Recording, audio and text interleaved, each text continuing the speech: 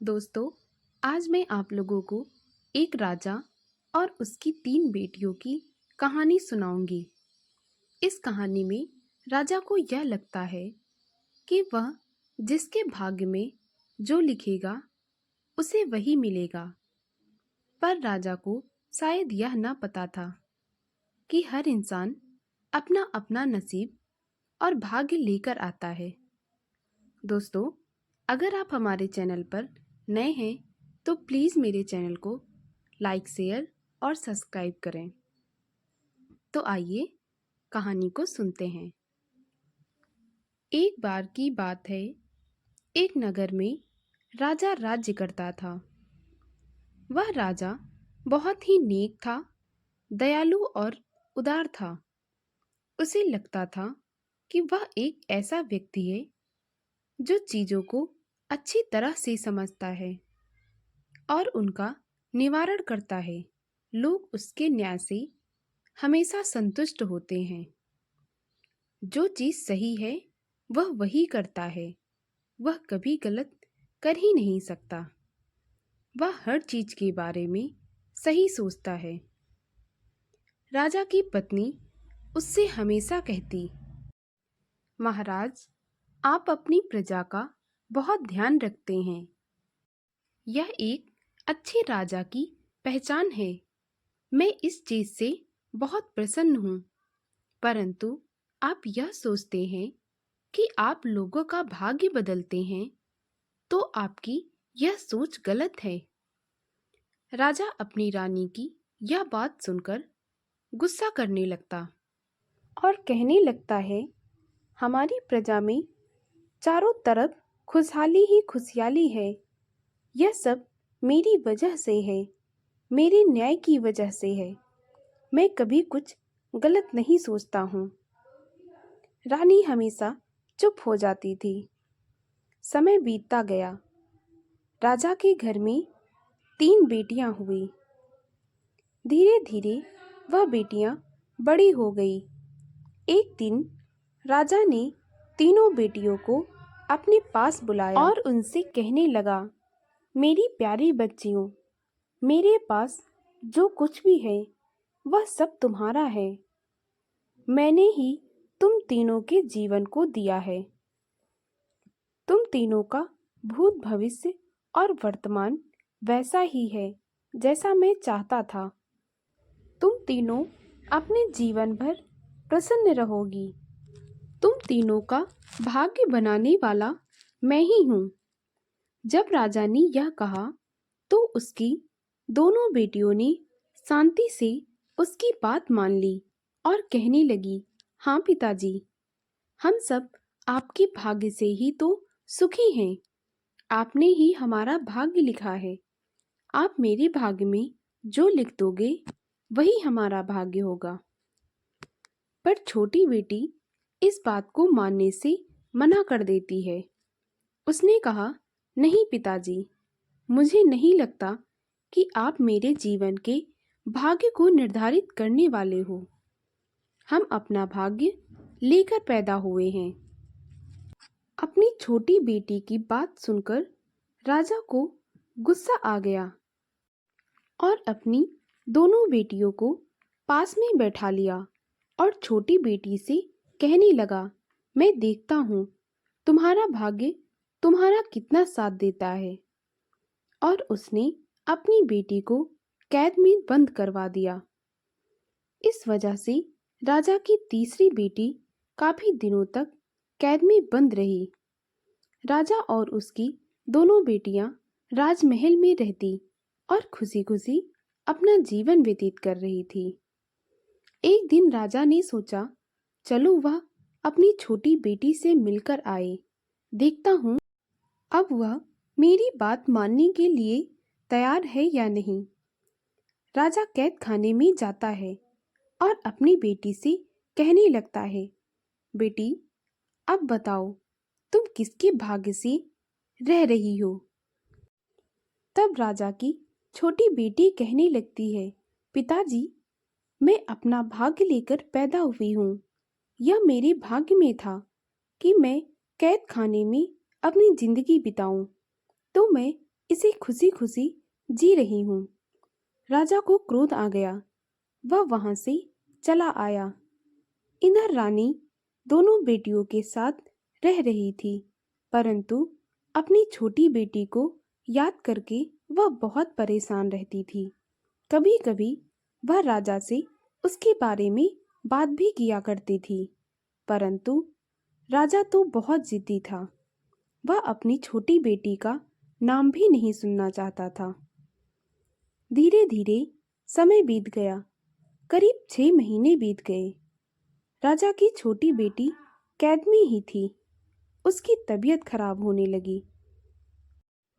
राजा मन ही मन यह सोचता था कि मैंने अपनी जिद्दी बेटी को कैद में भेज दिया है।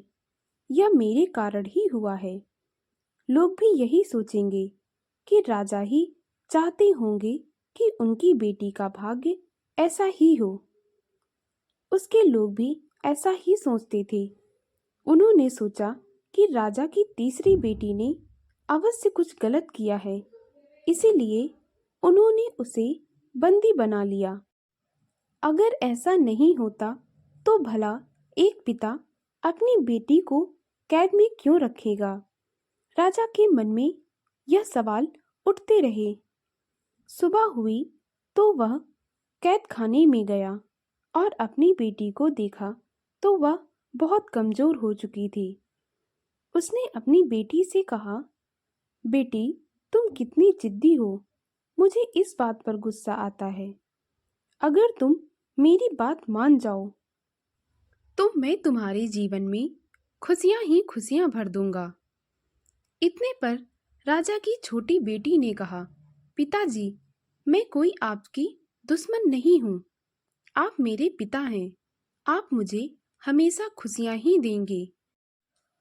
परंतु आप ये चाहते हैं कि मैं इस बात को स्वीकार कर लूं कि आप लोगों का भाग्य लिखते हैं, तो मैं यह बात कैसे स्वीकार कर सकती हूँ? यह सुनकर राजा को उस पर गुस्सा आ गया और कहने लगा, बेटी, अगर तुम मेरे सामने ऐसे ही रहोगी तो मैं तुम्हें पता नहीं क्रोध में आकर क्या करूँगा। मैं तुम्हें मार भी सकता हूँ। लेकिन मैं एक पिता हूँ। मेरे पास एक दयालु हृदय है। इसलिए मैंने फैसला किया है कि तुम मेरे राज्य के पास में एक जंगल में रहोगी। राजा ने यह भी कहा, जो लोग मेरे कहे अनुसार काम नहीं करते हैं, वे ही उस जंगल में रखे जाते हैं।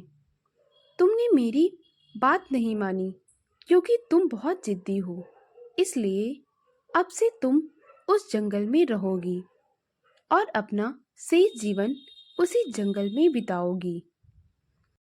राजा ने अपनी तीसरी बेटी को जंगल में रहने के लिए भेज दिया। राजा की तीसरी बेटी अस्वस्थ थी। वह जंगल में गई और वहां पर फल और सब्जियां खाने लगी और एक गुफा में रहने लगी। नदी का शीतल जल पीती, गर्म धूप में बैठ जाया करती। वहां खुली हवा में रहने के कारण वह जल्दी ही ठीक हो गई। इधर राजा ने अपनी दोनों बेटियों का विवाह महान राजाओं के साथ तय कर दिया। इतने पर रानी ने राजा से कहा, महाराज, आप शायद भूल रहे हैं, आपकी एक बेटी और है जिसे आपने जंगल में रखा है। राजा को रानी की बात पर गुस्सा आ गया और कहने लगा, अगर वह मेरी बात नहीं मानती है तो वह मेरी बेटी नहीं है। रानी कहने लगी, महाराज, आप भूल गए हैं कि आप एक पिता हैं। आपके पास एक दयालु हृदय है। आप अपने मन से पूछिए, क्या आपको अपनी छोटी बेटी की याद नहीं आती? आपको उसका भी विवाह करा देना चाहिए। यह आपका कर्तव्य है, एक पिता का कर्तव्य है। रानी की बात राजा को कुछ कुछ समझ में आ रही थी, पर वह जिद्दी था। उसने मन ही मन सोचा कि मेरी बेटी को यह लगता है कि वह अपने भाग्य से जीवन जीती है। अब मैं उसका विवाह एक भिखारी के साथ करूंगा और देखूंगा कि वह अपने जीवन में कैसे खुश रहती है, उसका भाग्य उसका कितना साथ देता है। राजा ने अपनी तीसरी बेटी को भी महल में बुलवा लिया। राजा ने अपने मंत्रियों को आदेश दिया कि वे उसकी तीसरी बेटी के लिए एक ऐसा वर ढूंढें जो कि बहुत गरीब हो, जिसके माता पिता एक झोपड़ी में रहते हों, वे भिखारी हों। तब मंत्री यह बात सुनकर हैरान रह गए और कहने लगे, महाराज क्षमा करना, परंतु आप अपनी बेटी के साथ ऐसा अन्याय कैसे कर सकते हैं। तब राजा मंत्रियों से कहने लगा, यह मेरा आदेश है, इसका पालन किया जाए। बेचारे मंत्री कुछ ना बोले और तीसरी बेटी के लिए वर ढूंढने निकल पड़े।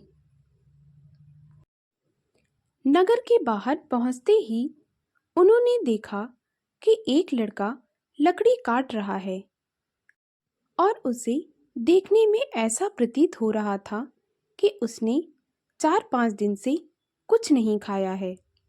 मंत्री उसके पीछे गए तो उन्होंने देखा कि वह एक झोपड़ी के अंदर गया और उस झोपड़ी में उसके बूढ़े माता पिता रह रहे थे, जो कि बहुत भूखे और लाचार समझ में आ रहे थे। राजा के मंत्री उस लड़के के पास में गए और कहने लगे, क्या तुम विवाह करोगे। मंत्रियों की बात सुनकर वह हैरान रह गया और कहने लगा, मेरे पास खुद का पेट पालने के लिए धन नहीं है, मैं अपना विवाह करके किसी लड़की का जीवन बर्बाद नहीं कर सकता। बड़ी मुश्किल से मैं अपने माता पिता का पेट भर पाता हूँ, कभी कभी तो मैं भूखा ही सो जाता हूँ। मंत्रियों ने उस लड़के से कहा, राजा को ऐसे ही वर की तलाश है। मंत्रियों की बात सुनकर वह हैरान रह गया, फिर मन ही मन सोचने लगा कि अगर उसका विवाह हो गया तो घर में माता पिता का ध्यान रखने के लिए उसकी पत्नी आ जाएगी और वह नगर से दूर जाकर पैसे कमा सकेगा। उसने विवाह के लिए हाँ कर दिया। राजा के मंत्री दरबार में आकर राजा को सारी सच्चाई बताते हैं। राजा ने तीनों बेटियों का विवाह एक ही तारीख को तय कर दिया। दोनों बड़ी बेटियों की बारात बहुत धूमधाम से आई और छोटी बेटी की बारात में कोई ना था, ना कोई बाजा, ना घोड़े हाथी, बस वह लड़का और उसके बूढ़े माता पिता जो फटे हुए कपड़े पहने थे। यह सब देख नगर के लोग आपस में बात कर रहे थे कि राजा यह कैसा न्याय कर रहा है। आज तक तो उसने लोगों के लिए अच्छा ही किया है, परंतु वह अपनी स्वयं की बेटी के साथ ऐसा बर्ताव क्यों कर रहा है। परंतु कोई राजा के खिलाफ ना जा सकता था। तीनों बेटियों का विवाह हो गया। राजा ने अपनी तीनों बेटियों को विदा कर दिया। दोनों बेटियां दुल्हन बनकर राजाओं के घर रानी बनकर गई, परंतु छोटी बेटी उस लड़के के साथ जंगल में आ गई और उसने यह सोचा कि यह उसका भाग्य है, उसके भाग्य में जो लिखा था उसे मिला है। उसने खुशी खुशी अपने पति और उसके परिवार को अपना लिया। वह अपने पति के साथ जंगल में लकड़ियां काटने लगी और उन्हें बाजार में बेचती, अपने सास ससुर का ख्याल रखती। वह अपने पति के साथ खुशी खुशी जीवन व्यतीत कर रही थी। एक दिन राजा ने सोचा, चलो क्यों ना वह अपनी तीनों बेटियों के घर हो आए। राजा अपनी बड़ी बेटियों के यहाँ गया। राजा ने देखा उनका राज्यपाट खुशहाली से भरा हुआ है। वे दोनों अपने घर में बहुत खुश हैं। तब राजा कहने लगा, तुम दोनों मेरे भाग्य से अत्यंत प्रसन्न हो। दोनों बेटियों ने हाँ में हाँ मिला ली और कुछ ना बोली। राजा उनके मन को ना समझ पाया और वहां से लौट आया। रास्ते में आकर उसने कहा, चलो अब अपनी छोटी बेटी से मिल लेता हूँ, जो अपना भाग स्वयं लिखती है। जंगल में आकर राजा ने देखा कि उसकी छोटी बेटी अपने पति के साथ लकड़ी काट रही है। यह देख राजा कहने लगा, बेटी, अब कहो तुम किसके भाग्य से अपना जीवन जीती हो? अभी भी समय है, तुम अपनी जिद छोड़ दो। मेरे पास इतना धन है कि मैं तुम्हारा बाकी का जीवन खुशियों से भर दूंगा। राजा की बेटी कहने लगी, पिताजी, मैं आपका सम्मान करती हूँ, परंतु मैं अपने भाग्य से ही अपना जीवन जी रही हूँ। यह मेरे भाग्य में लिखा था। मैं अपने परिवार के साथ बहुत खुश हूँ। राजा की बेटी ने अपने पिता को बैठने के लिए एक फटी चटाई दी और थोड़े फल लेकर उसके पास बैठ गई। बोली, पिताजी, मेरे घर में अभी यही है, आप इसे खा लीजिए। राजा गुस्से में वहां से चला आया और कहने लगा, तुम पूरा जीवन ऐसे ही व्यतीत करोगी। राजा की बेटी को अपने पिता की बात का बिल्कुल बुरा ना लगता था और वह भगवान से यही कहती कि हे भगवान, मेरे पिता का जीवन सलामत रखना, ताकि वे अपने राज्य की देखभाल कर सकें और उनका राज्य हमेशा भरा पूरा रहे। धीरे धीरे समय बीतता गया। एक दिन एक मंत्री आता है और उसकी छोटी बेटी से कहने लगता है, तुम्हारे सास ससुर कहाँ गए?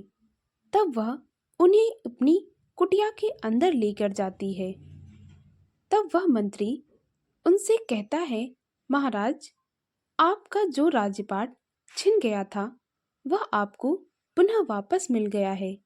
अब आप अपने नगर वापस चलिए और अपना राज्यपाट संभालिए। यह सुनकर राजा की छोटी बेटी के होश उड़ गए। तब उसके सास ससुर ने उसे बताया कि उसके बड़े भाई ने उससे उसका पूरा राज्यपाट छीन लिया था, परंतु आज उन्हें अपनी गलती का एहसास हो गया है और वे हमें हमारा राज्यपाट वापस दे दिए हैं। राजा की छोटी बेटी अपने पति और सास ससुर के साथ अपने नगर को चली गई और वहां रानी की तरह राज करने लगी। उसके सास ससुर ने अपने बेटे को राजा बना दिया। अब वह महारानी बन गई। एक दिन राजा उसके राज्य से गुजर रहा था।